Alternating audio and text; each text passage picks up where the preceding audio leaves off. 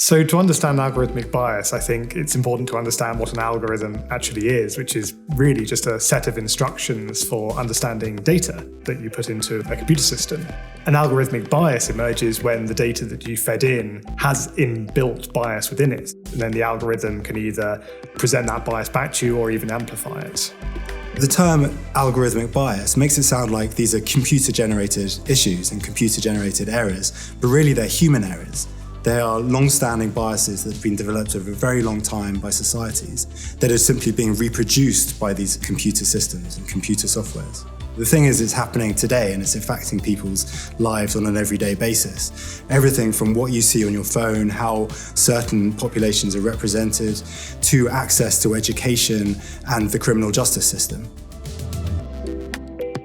I think gaming can be a really powerful tool for helping us to understand algorithmic bias, because what is a game other than putting a human with agency in a system?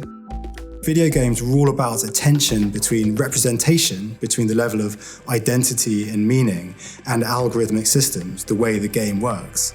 So gamers are uniquely well placed to think through connections between identity and algorithmic systems in the real world, where they're becoming increasingly intertwined.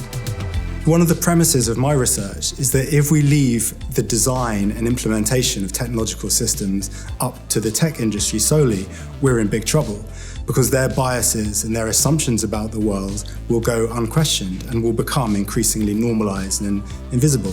So we desperately need people with different opinions about the world, different understandings and different perspectives to be part of that process of creation. People who think about alternative, different futures and who think historically, place the present within a longer historical trajectory.